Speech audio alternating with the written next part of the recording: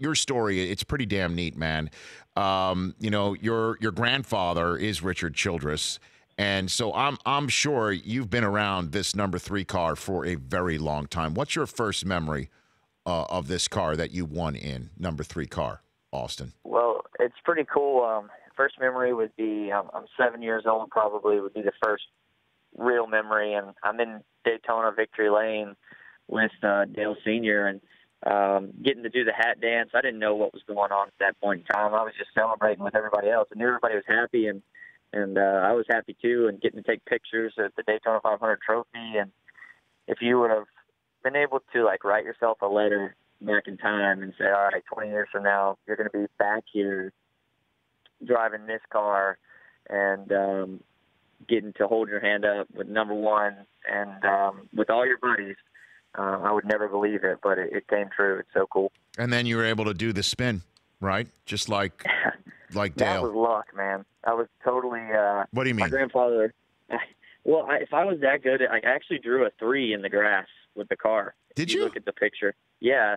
You can check it out on my Instagram. Like I posted the picture, and I was like, if I was that good at drawing, I'd be doing something else. Like it, the burnout turned into a 3. It was pretty special. No way.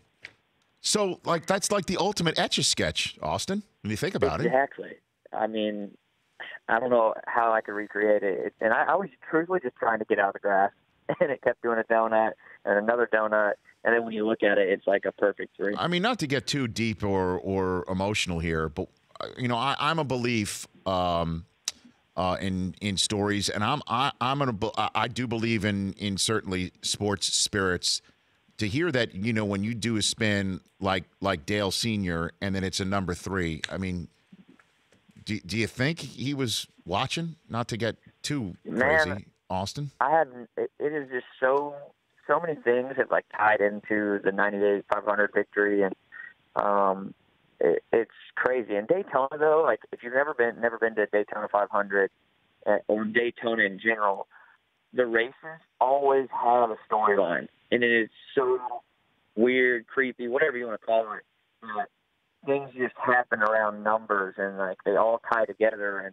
And you know, there's some great things that happen in Daytona, some really sad things that happen in Daytona, but it always comes back around to create these awesome moments in sports history. And it's pretty cool to be a part of one of them. And champion now, Austin Dillon, and that's one of the reasons why it is essentially called, you know, the Super Bowl of NASCAR. Would you be up for having this as the last race, that making it truly a Super Bowl of NASCAR, Austin? I think, you know, there's room for that one day, but I like being different. I like NASCAR's choice to kind of, it starts out our season and we ride that momentum and all the way to our championship, which is in Homestead, Miami. And, man, it's just, I really think it's what it differentiates us, and it gives us a huge build up to the rest of our season. And, you know, one day it would be cool to have the Daytona as the last race, but I still wouldn't change it to the 500. I would just another Daytona race. Like, you know, we race again in Daytona in July at our midway point. Mm-hmm.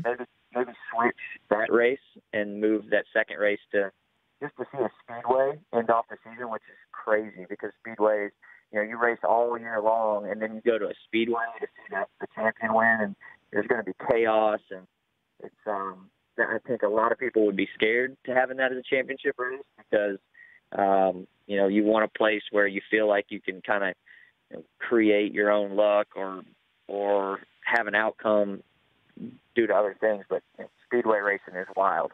Now, you know, I made kind of reference to it at the beginning of our conversation where you were talking about running a 40-yard dash or, you know, being a spotter for me. It's true that your spotter did not let you know you were on your final lap, just kept you in the dark on that front?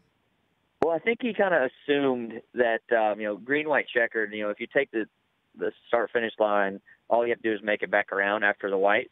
So I think he assumed that I should have known that, which I should have. And it's just so hard to win in NASCAR that when that's all going down, I'm just like, don't mess this up. So I just kept going. Like, I drove all the way around the backstretch before I lifted, and then the yellow lights came on. I was like, okay, I feel like we won now. But he said we won at the checkered flag. I just didn't really believe him. And who is Jordan Wade? Tell me about Jordan.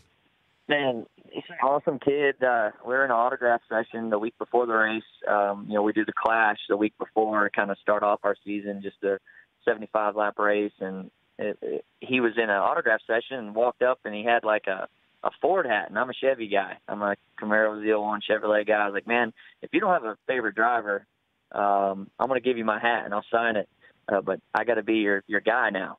And he was like, all right, deal. So I gave him my hat and didn't really think much of it. I was like, okay, I gained a fan. He's 11 years old.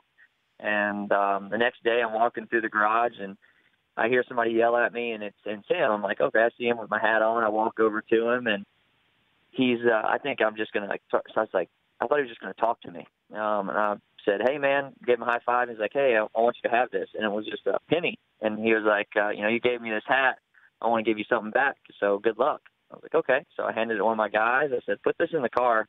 I think it'd be pretty cool to have it in the car for good luck. So they glued it to the car. And then there's also a story that connects a lucky penny that Dale was given when he won in 98. Come on. So I kind of thought that maybe Jordan knew that from like his grandmother or somebody telling him, Dale had a lucky penny in his car.